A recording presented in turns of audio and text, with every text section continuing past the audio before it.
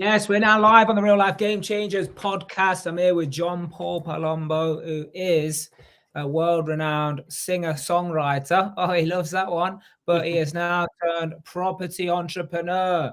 And now he's operating in 17 different locations with serviced accommodation management and also building his own portfolio and going into the hotel business. How freaking awesome is this going to be here today? So let's get this shared out there. We have just hit off the bat. Oh, we've got Les Brown here live as well. Yeah, we just hit off the bat. Looks like pictures, videos, and everything from the Real Life Awards are everywhere. JP is an award-winning property investor himself and a property entrepreneur. Yeah, let's get to the Markovi page and let's share this thing out there. Now, somebody won some amazing merchandise just in time for Christmas last time. Do you know how they won? What they did is they shared this podcast on whatever stream or outlet they're watching it, and they tagged at least 10 people. Then we do a little prize draw at the end. You know, this time we want to give a potluck or a lucky dip or a goodie bag or a stocking. We want to give away some merchandise. It's either going to be some merchandise, maybe it's a book, maybe it's even free coaching. Yeah, so to be into a chance to win some of that, then give us a share. So let us know you've shared it. It helps our team find it easier so that you make sure you make it into the prize draw and tag at least 10 people, guys. Go ahead and do that now. Go ahead and do that now. Yeah, I'm watching this myself. Let's get this shared out there, JP, because this is going to be an awesome session. We're going to talk about entrepreneurship. We're going to talk about business. We're going to talk about building teams. We're going to talk about service accommodation because it's hot to trot right now in the market, but there's also a lot of garbage out there. A lot of people saying, hey, look at my mentees. They're making X, Y, and Z money and all the rest of it. We're here to give you some real testimonials, some real success stories of how you add 50K's worth of profit to your monthly business, to your business. Who fancies a bit of that? Put it in the comments if you fancy a bit of that. Yeah, and while we do that, JP, you know, a lot of people are going to know you from the real life community, obviously, but let's just give people the heads up. Give the highlight reel. Who was JP growing up? How did he get into the singer-songwriter industry, and how did he end up as a property entrepreneur? Oh my God. Well, yeah, good evening, everyone. So I didn't think you were going to say from growing up from zero, but yeah, I mean, I grew up in trusty and very thrifty environment in Yorkshire. So I'm a Yorkshire man with a Scottish father and a Yorkshire mother, which is awesome. And I was always into two things, graphics and, you know, graphic design. This is going through the school. I'm model making and building little whatever, you know, little models, whatever we were doing at that time, and music. And those are my two passions. And then that kind of kicked into being a musician, and I went to study as an architect. So they're my two paths in life. And then I eventually became a full-time musician as I was living in London for a while. Had the best memories of my life, touring and singing and recording and writing. And you know, I was singing at that time in rehearsal rooms with some people now that are multi-platinum artists. So that was really cool. I do miss music, but I did step away from it because I felt I want to give business a go. I want to really get into something slightly different than music. What's the word? I sort of got myself comfortable for about 5 years, earning good money in an events career. Learned a lot about marketing, learned a lot about big brands, Samsung especially. I used to take Samsung around the country and also around the world with some jobs as well. And we used to do all of their marketing. And it was at that point somewhere when someone started to ask me on a Samsung event about property, I thought, what am I doing? Everyone comes to me to talk about property and ask for advice. And I'm a fake. I've got nothing. I got nothing to show for it other than I've done a couple of buy-to-lets and didn't really know what I was doing anyway. So I wasn't making any money. It was all coming from, you know, the events gig. And then I decided to stop being a fake. And I said to myself, pretend you know nothing. Just assume you know zero. So everything that I know, put it to the side. If I knew zero, what would I do? Well, I'd probably read a book or I'd go to a networking. So in 2017, 18, that's what started to happen. And Yeah, I kind of got in touch with different networking events in 2019, one of which I met a certain individual at, and that certain individual was going to another networking event, which was the Real Life Tribes Network. And that is brings me right up to 2019, which is where, Mark, I saw you for the first time. I went to one of the 2-day trainings, and then I signed up, not really knowing why I was signing up, but I liked the vibe. That's what I said. I liked the vibe. I liked the people. And I thought, you know what, it could help me grow and it could help me build my business. And then, it brings us all the way through the journey of the tribe, which I'm sure we'll touch on up to now. Yeah, wonderful. Wonderful. So then you went in and you branched off and you went into service accommodation. Yeah. Why service accommodation? Give us a bit of spiel on that. Yeah, brilliant. So it was when I was doing the events work. So I used to stay away from home with Samsung for, 6 weeks at a time. And certain times I'd be in a hotel and I'd be cool with that. And I'd be like, this is okay. But when it was a sort of 3-week plus stay, I was like, this is painful. There's only so many Premier Inn breakfasts. There's only, if we were lucky, it would be the cheap version of the Hilton, whatever that one's called. And if we weren't lucky, it would be a travel lodge. So the happy medium was a Premier Inn. And I got very much bored and sick of I'm practically living in a Premier Inn. Can you book me a house? Was what I asked of the girl in the office at the time. And she was like, yeah, I'll try and find something. This is like 2016, 2017. As we know, serviced accommodation wasn't really known, but of course there were some people doing it. It was just book me an Airbnb. That was quite a new thing. So it was during that time that I learned what I needed. But then as I got into property, I realized that I'm very hospitable anyway. Through music, you're looking after an audience. Through events, you're looking after both a team back of house, but a team front of house as well. You're looking after people all the time in events, and that's what we specialized in.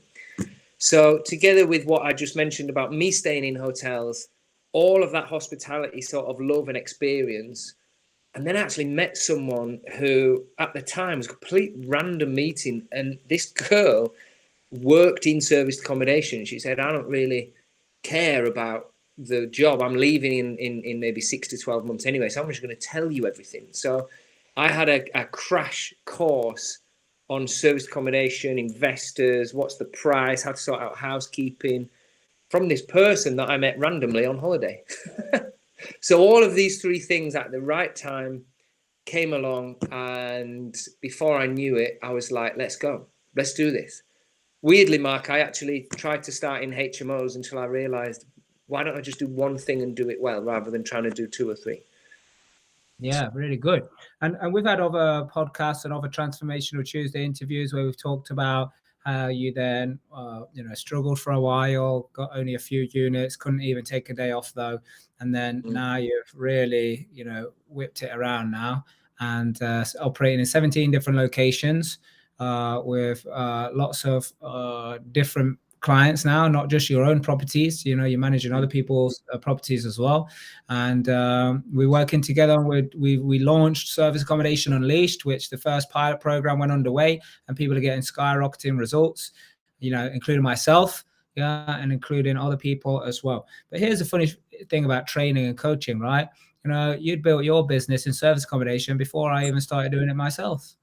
So it goes to show that it's the business and it's the entrepreneurial principles that is what's working. So guys, any questions about how you want to get started, how you want to get service accommodation up and running? Maybe you're in a service accommodation, you got some questions.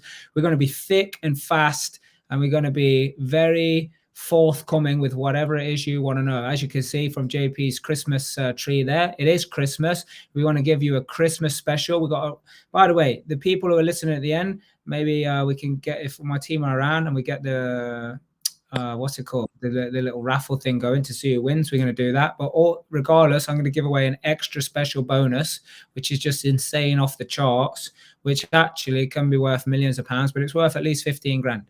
So who would like me to give away something before the end of this session for 15 grand? Let me know in the comments if you want to do that. So JP, let's just go into service accommodation. I want to say why I like service accommodation, and then I want your view on it. And let's get into the bones of it. Why I love service accommodation now, and this is one of the strategies that we're growing, is because I came up with a business plan that enables me to add £50,000 of profit onto my business. Yeah, and actually go across many businesses. I also love the fact that because it comes under the commercial tax incentives of capital allowance, I like just dropping an essay, which I already got like a buy, one that I purchased, where I get 30% on the purchase price as a capital allowance and up to 75% on my refurb, which basically I could make £111,000 tax free. Yeah. So guys, if you're not understanding what capital allowance is, just know it's something to the tune of £111,000 tax-free money. That's tax-free money. Tax-free money. Yeah, that's insane, isn't it? Isn't that insane? You can make 100 grand tax-free. Nobody gets 100 grand salary is getting away without paying at least 40 grand in tax. Yeah, so that's why I like it, JP. But I also love the whole solution for the rent to SA. Yeah, and we've popped a few rent to SAs live with your services as well. So that's why I'm loving it. Yeah, and lots of people are traveling and wanting to travel, and it's a market that is growing, forever growing, because just more and more people want to travel and more people want to move around. It's not like from the 60s to the noughties where like everyone was stationary and you wouldn't leave your village. You know, like you were born in your village, you grow up in your village, and you die in your village. It ain't like that now. You know, people are international, you know, and they're going from place to place. That's what I love it. Now, why do you love it? Yeah, I was just thinking there, first of all, where we're all contributing to the success of this website called Airbnb, right? We're all on the coattails of Airbnb, which is just fundamentally changed the way people travel, but it's also met a need for the more millennial type of individual, the remote worker, traveling to, whether it be Europe, America, Thailand, with a laptop running an online business. Well, you're going to need places to stay for short periods of time. So it's really cool, first of all. That's why I love it, because you can have really nice properties that are kind of sexy. Whereas a buy-to-let, in my experience, has never really been that sexy. It's always like, oh, tenants in, well, that's done, and we collect our £300, £400, £500 a month, net profit, and that's not very exciting. So, service accommodation, it's sexy, it's exciting, and we're part of a big, big movement. The whole globe is changing the way it travels, and we're servicing that need, or we're servicing a tiny portion of that need. So I think that's the first thing. It's fun, it's exciting. There are many, many benefits. One being it is very lucrative. It's very lucrative from a cash position, from a cash flow position. I was always of the belief that I want cash flow rather than long-term assets, because as soon as I get the cash flow in and I can automate that, then I can start stacking the long-term assets. On properties, often, I want to buy. So particularly, Mark, you mentioned rent to rent. It allows incredible cash flow to then start to generate, a team like I'm doing. PureStay is just ballooned because of the team that we're bringing in. I realize I do less and we could do more business. So then that cash flow keeps ballooning, and then you start to stack assets. So it really fits with my personal model of how I wanted to generate the cash and build a business. And also, there's probably one more element, which is risk. You're only putting in maybe £10,000 to £15,000 per deal per 5 years.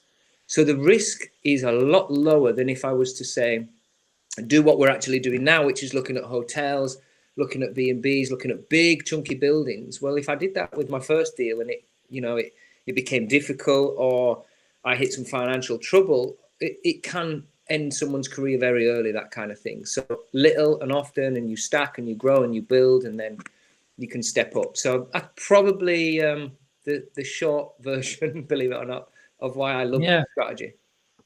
Yeah, but let's get into it, because like you say, it's very lucrative, and it's because a lot of people want to stay in these places, and it's short term, so it's higher income, higher revenue. My business model, we're running about 20% profit margin as well, which is super cool. And these are just like 4 or 5 bedroom houses. Yeah, so we know on a revenue model of around 4,700 on average. This is on average 4,700 revenue. We'll make about £940, roughly, give or take, at 70% occupancy. Yeah, so we worked out that 54 of them adds 50k of profit.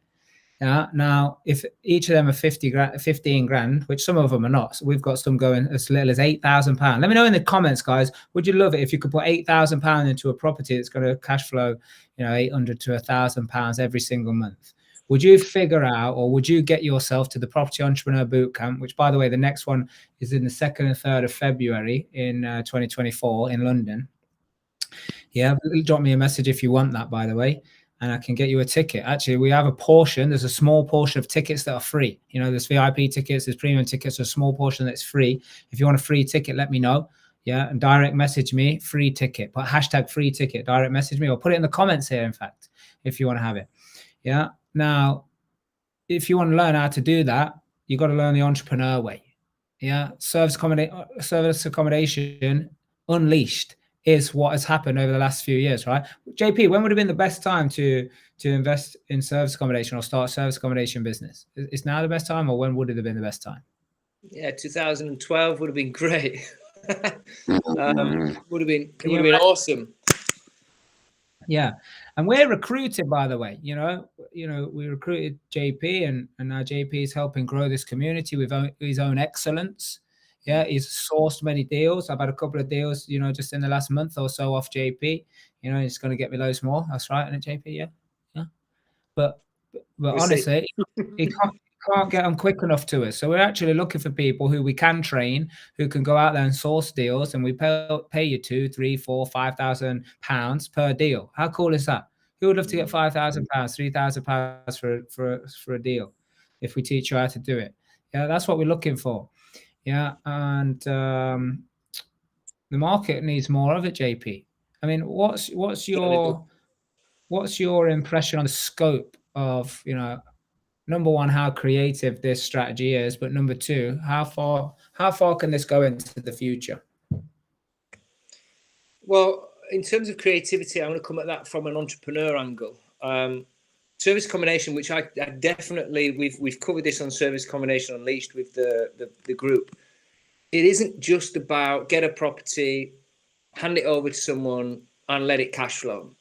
Sourcing is a huge way to make cash. If you do it ethically and you do it properly and you find good properties, people will buy them, as you've just mentioned. Staging is another one. So we've got a sourcing business and a staging business.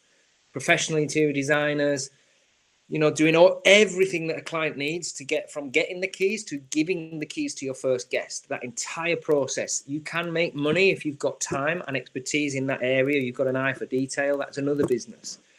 Then we've got the management itself. If you want to manage, if you want to create a full-time service accommodation management business, it is lucrative, providing you're willing to go big.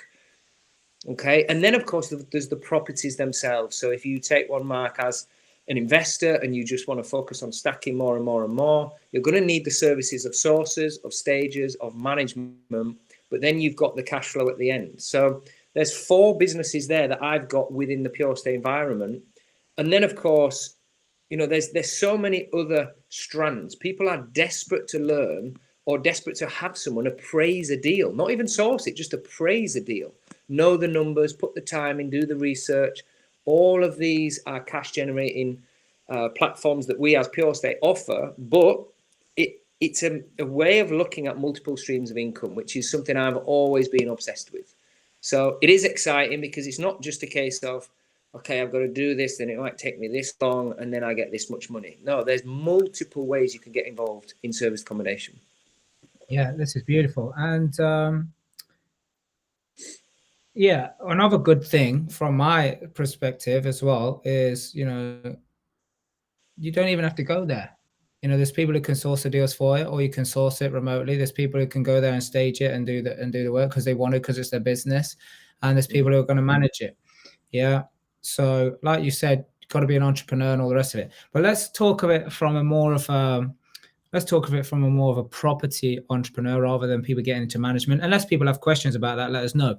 So look, let's build a picture here. Who are the people that use service accommodation? Because obviously we've got various strategies based on locations we go for. So fill us in, JP. Who are the types of people? What should people be looking out for in terms of clientele that are going to be using this or they're using their service accommodation? So when we say using it, we're referring to guests. Just Yeah. to clarify. Yeah. So guests. Well, look, we got two very simple channels when it comes to guests, which gives you an A and a B product. Okay, it's not quite as simple as this, but if I was to make it really simple, you could have an A product and a B product. So within PureStay, our A product, Mark, we're working on one with you and your business partners at the minute in Chester. It is a leisure, a corporate, and a contractor higher end product. So that's what we would call an A product, i.e., we've got a 6-bed, 6-bath in the middle of Bath. This is not confusing at all, but 6-bed, 6-ensuite in the middle of Bath city centre. It is an A-star product. We've also got a B product, which is maybe not as desirable, maybe not as high-end finish, but is in an area with lots of trade, lots of industry, and lots of business. And that would serve the contractor market. Now, at PureStay, we focus predominantly on A products. But when you scale to a certain size, you'll eventually find a line down the middle and go, well, they're naturally Bs and they're naturally As. But if I was starting again, I would always make a decision. What guest am I looking for? Am I looking for cheap, cheerful, long-term guests, i.e. 1 month, 2 months, 3 months at a time? Or am I looking to go super like high-end, attractive 1 and 2 night stays? And those 1 and 2 night stays might be at £1,000 a night versus your B product that might be £85 a night. Two very different scales. So in terms of your guests who's looking for it, yeah, I'd say you've got the leisure and then you've got the business. And the business can be split into corporate and contractor.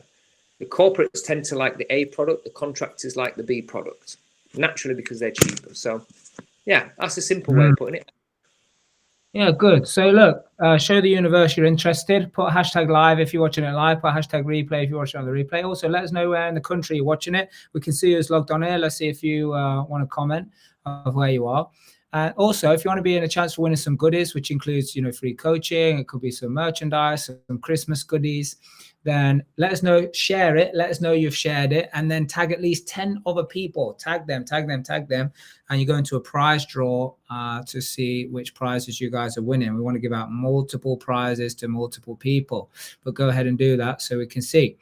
Yeah, so okay, JP, so what about locations then? Give us a bit of, what's going on with locations, what areas should people be looking in and why?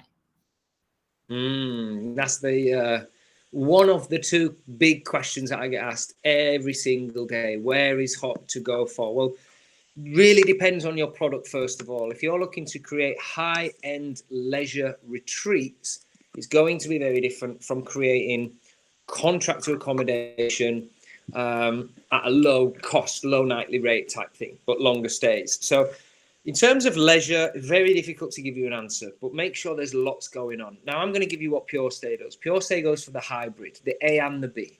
Every single one of our properties could class as an A product internally. So internally, I want to offer the same as you would get in Bath, in Edinburgh, in Manchester, in Leeds, in Birmingham. It's all the same. Now, what determines sometimes the A versus B is the location. Is Bath better than Basingstoke? Maybe it is. Is Edinburgh better than Doncaster? Maybe it is. If I'm looking for a certain thing. Well, if I'm looking for a leisure stay, of course, I'm going to answer yes. But if I'm working at the Amazon factory in Doncaster, then I'm not interested in what you've got to offer in Edinburgh because I need digs where I want to stay. So in terms of where, we've got, as you said, Mark, 17 locations, and we're looking at new locations all the time. The big cities are a no-brainer.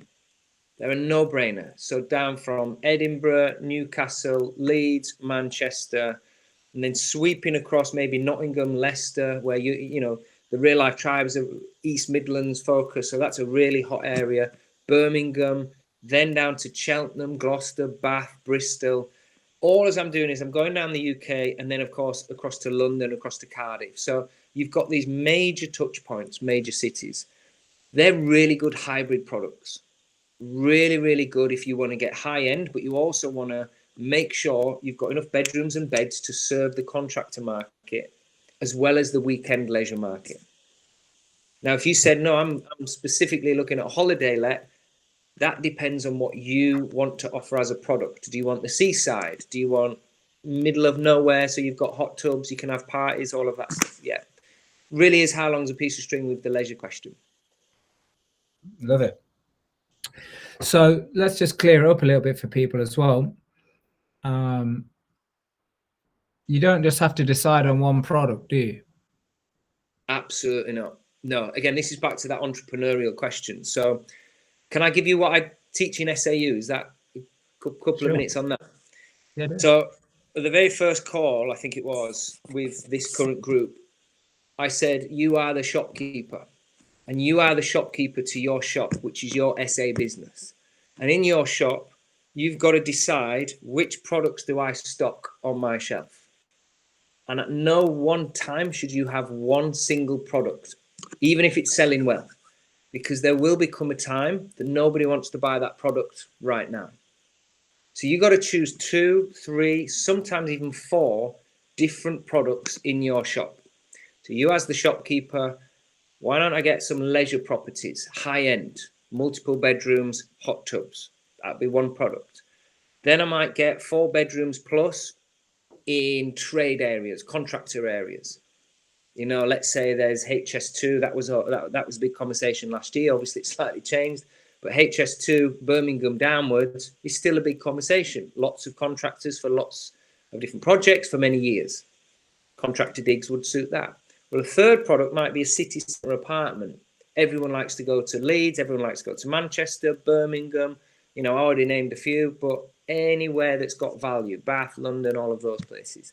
2-bedroom apartment on the doorstep of restaurants, bars, shopping, always going to, you know, book out and sell, providing the price is right, you'll make a good profit. So there's 3 products alone. And then again with PureStay, and we just partnered with KDA.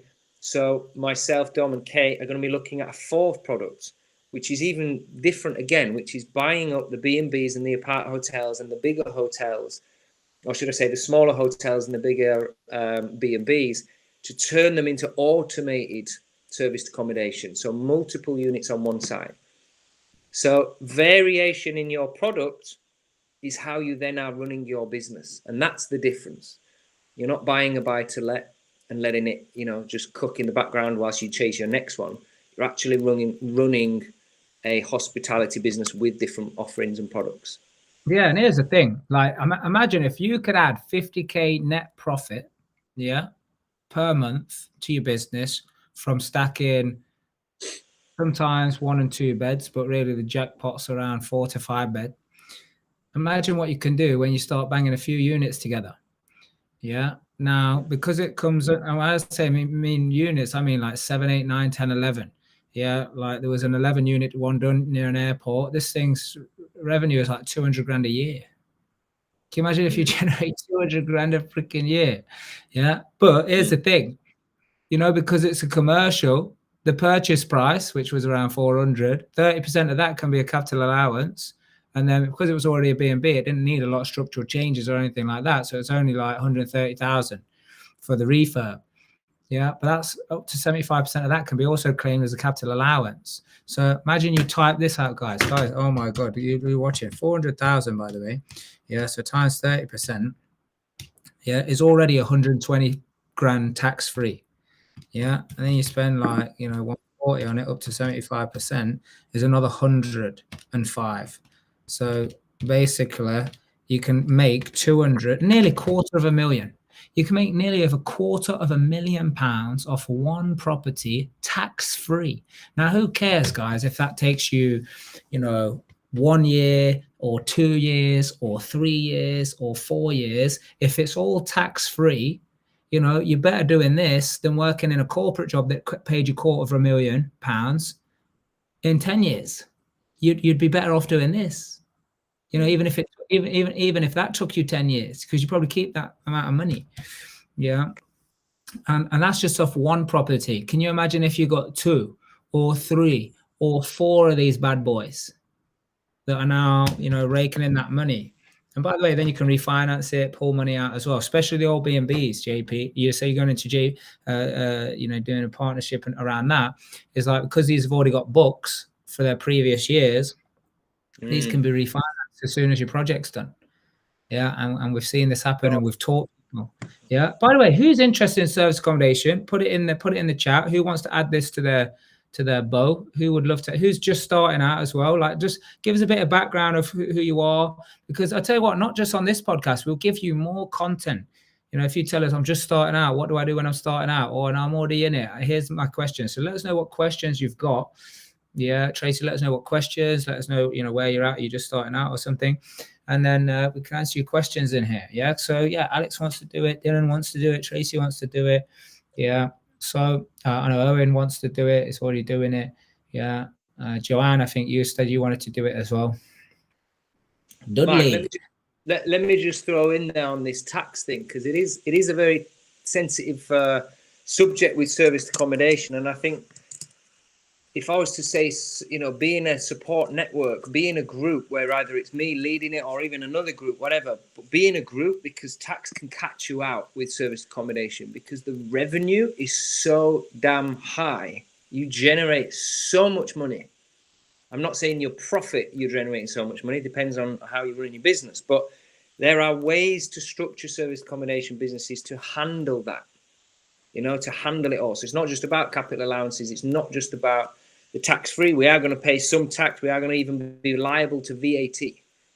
Now, all of this, you do not want to get stung 2 years down the line, 3 years down the line going, what? I didn't know. You want to be in a support network with people like me that have had these lengthy conversations with my accountant for multiple months and years at a time of how we structure this thing, depending on the size you want to go to. So I just wanted to pick that up, because it's right that there are tax benefits, but there is also VAT applicable.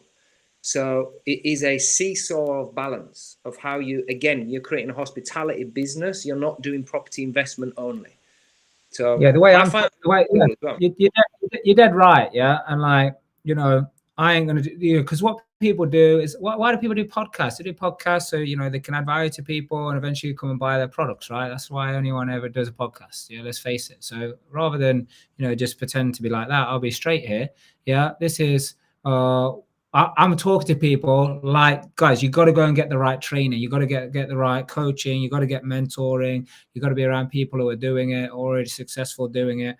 And that's why I want to come on here and, I interview Gamechangers like JP, who have gone through the training, who have gone through their business journey and the twists and the turns and realize what don't work. And let's face it, what don't work is not getting trained. Yeah, not getting coached. Yeah, that's what don't work. And what does work is having people by your side, having a network of people, and accountability, I would say.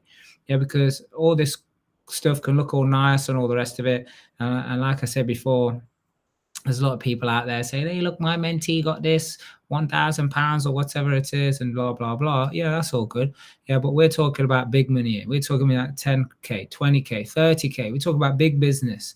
We're talking about service accommodation is like one of your streams of revenue. It's one of your strategies. Yeah, it may be the one you start with and run for maybe a year or two.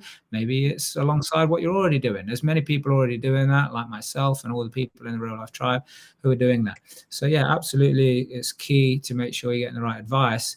But that's another thing. This whole capital allowance thing and the tax thing, it's not really down to your accountant.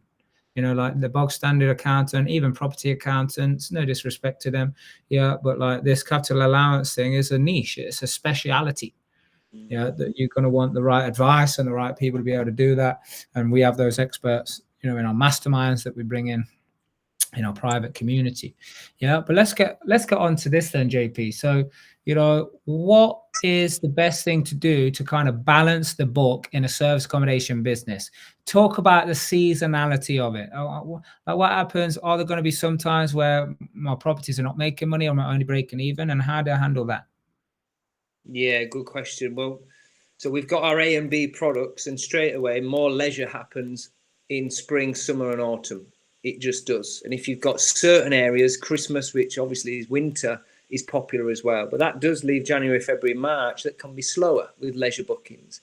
it also leaves these weird pockets of time, like November's often very quiet for certain areas. So you've always got to be thinking cash flow, and you've always got to be forecasting as well as looking back. It's a very data-driven business area or strategy, if that makes sense. So in terms of the B product, let's call it, so the contractors, a lot of people say, oh, I just do contractors. There's a lot of benefits to this. One, there's less voids. There's a lot longer bookings, 2, 3, 4, 5 months, 12 months, 18 months. We see inquiries coming in, 18-month long bookings, 6 people, they need a room each. And then you see the number attached to it. I mean, I'm not going to float anything out there, but I seen a booking the other day for over £1 million, and they were looking for the right properties. And you're thinking, Jesus, £1 million, and it was about a 14-month booking. So it is a balance. It's always a balance. And this is what I help plot with people. Again, as a service within PureStay, we sit with people as a consultant, and we say, well, what is the end goal and how are you looking to get there? Because you don't want to stack a load of holiday lets on the seaside, because come the end of summer, even now, they'll be sat empty. I know locations that just shut down completely, and we'll all have been to the seaside out of season and gone, nothing is open. You walk the dog or whatever, you're just there for the day, but no one's staying overnight, no one's paying big money.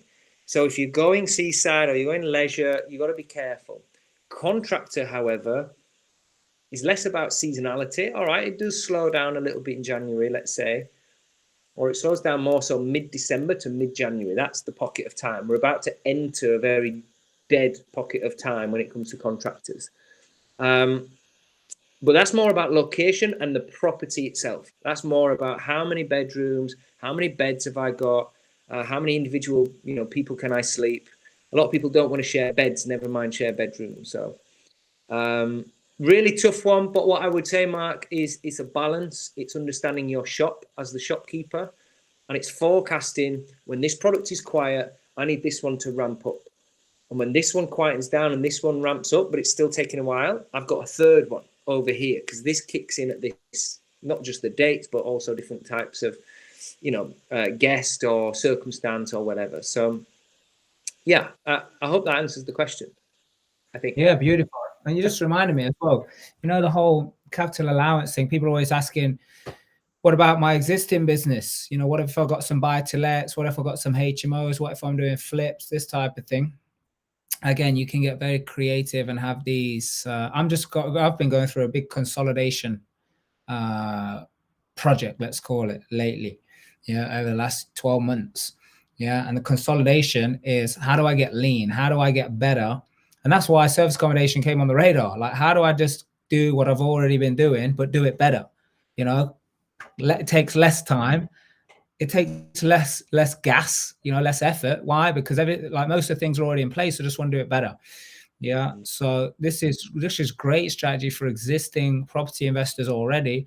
They've probably already built a few £1 million worth, which is plenty of people who's coming to the real life tribe. Even within the first 12 months, these guys are hitting £2-3 million, especially by 2 years, 3 years, 4 years. They're already getting close to the £10 million mark, of assets.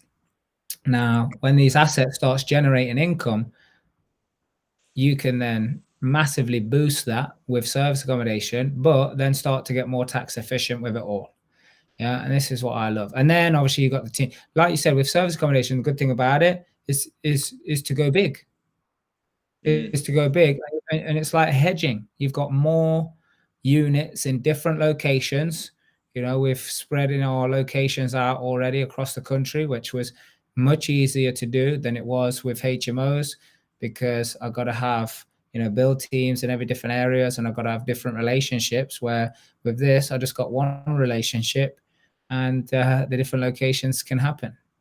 The different locations can start sprouting up, and the income can come in. So let us know if you've got any questions about service accommodation before we start wrapping this bad boy up.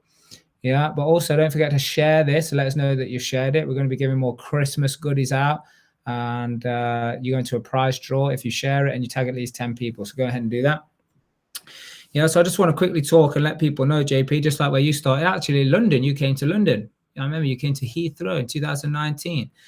So we're going to be in London on the 2nd and 3rd of February for the Property Entrepreneur Bootcamp. Yeah, I think you went to Real Life Property Wealth. So this boot camp now is more tuned for business and property entrepreneurs to add value to their existing businesses. If you're already in business, using property as a vehicle, but also if you're just starting out, use property, create a solid foundation, generate the income. So then you've got the time to do what it is you love, or quit your job, or start another business, or whatever it might be.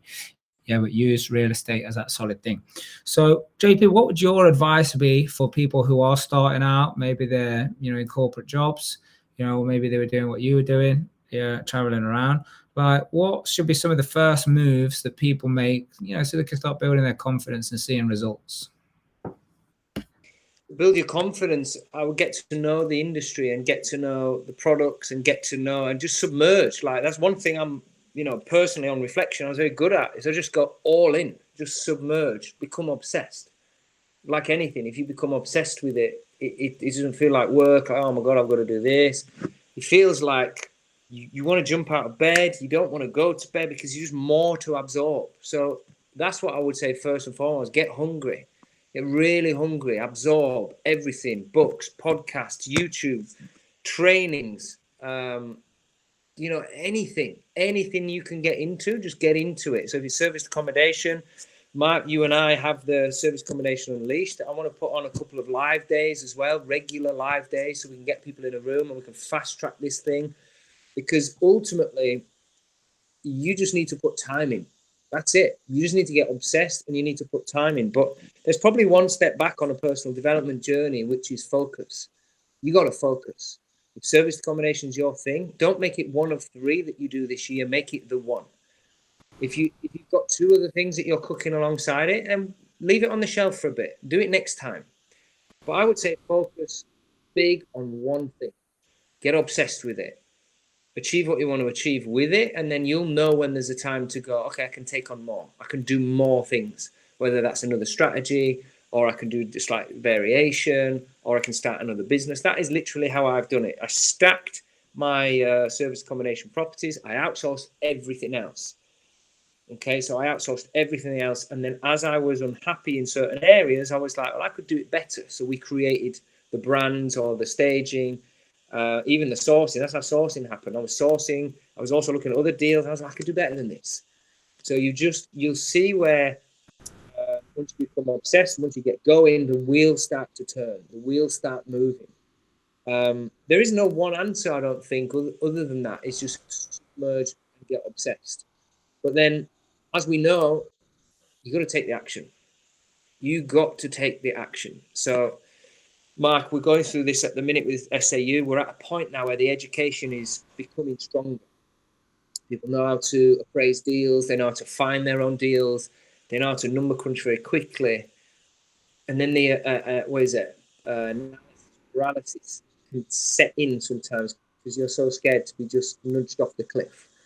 Get yourself in a group, whether it's a training group or just an accountability group, where you're setting yourself targets and someone's checking in every week, every other week. And that's a perfect link into coaching, because I believe coaching massively holds you accountable to say, where are we up to? Did you do what you were going to, say you were going to do? So that's it, really. I don't think there's a magic sauce here other than dedication, focus, and be held accountable. That's the top 3. Love it. Yeah, what's the question here? Last question before we wrap this up. What are some channel managers to not use and why? And what's the best one you've used? Yeah, cheers, Ryan. Yeah, channel manager, for those who don't know, is a way to not be double booked, triple booked, whatever. So if you're listed on Booking.com, Airbnb, Verbo, Google, and you have your own direct booking website as well, and one night, let's say New Year's Eve, gets booked on Booking.com, it then blocks out all of the other calendars immediately. All of your messaging goes through your channel manager. So if I message my channel manager is uplisting at the minute, I will message in that inbox and it will go out to whoever the booking or wherever that booking is, Booking.com, Google, Direct, whatever. It's a really difficult question. I actually had a debate with someone in one of the service accommodation Facebook groups. There's very few experts on which channel manager is best, because a lot of people just use one and either are happy with it, so stay with it, or they move to a second one. So most industry people have only ever used 1, 2, maybe I'd say 3, unless you're in the reviewing or blogging or YouTube content space. I use uplisting. It's very easy. It's very easy to scale. However, I am about to leap over to HostAway. And the reason is we've just got to a size and a scale where what uplisting offers me doesn't really meet the standards that another one can offer me. So I've moved to HostAway. They're a global brand. Uplisting are becoming global as well, but they're just much more startup. But I would say it really depends on your needs. Keep it simple. Use something like uplisting if you're starting out. It's very simple. You don't need to complicate it. It automates a lot of it. And as you scale, you'll know your needs and wants, so you can choose as you scale up. If that makes sense. Hopefully that helps, Ryan. Nice. Got another question here. Do you always use price labs, or is there an alternative? There is beyond pricing if you want an alternate to Price Labs directly. I do always use Price Labs at the minute. Am I 100% happy with it? I'd say no. Am I 100% competent on it? That's also debatable. So I have people in my team that are better with Price Labs. I just know the market and the areas. I kind of got a good feel for it. So I manipulate Price Labs to deliver what I want it to say. Be very careful with software is what I would say. They promise you they do all of this and that and whatever, but at the end of the day, they make mistakes. They can really miss out on some big golden dates. Because in service accommodation, I'll use an example. If Ed Sheeran is playing in a concert in Manchester, you do not want your prices that weekend to be the same as they were before Ed Sheeran turned up. Because the demand factor will 500% increase. So you've got to find the increase in your price to be competitive. Price Labs may claim that it'll pick that up, but it will not pick it up like the human eye will pick it up. To go, well, hold on, he's at that price, she's at that price, so I'm going to go at this price. So I do use Price Labs. Tim, I think that question was from. I do use Price Labs, but it is an assistant to you doing the pricing, in my opinion. Some people may go the opposite and say, no, I just let it do its thing. But for me, it is the assistant. Fantastic. Well, great job. Thank you for coming on here, JP. Always a pleasure to tap into your knowledge and have it spread across the globe. I think there's some tired eyes still from catching up with the sleep after the Real Life Awards that we had across the weekend. So, guys, stay tuned for that content that's going to be going out. What an extremely awesome day it is to just hang around with freaking awesome people who are just creating success. So, yeah, I think you gave us your takeaway. So the only last question I have for you, JP, is we have a saying in our community. Yeah, it says you got to do the right thing for the right reason. Why is that? Because it's the only way, I want to say, to reach your true potential. That's it, David. Thank you for watching, everybody. Take care. We'll see you soon. And as JP said, do the right thing for the right reason, because it's the only way you discover your true potential.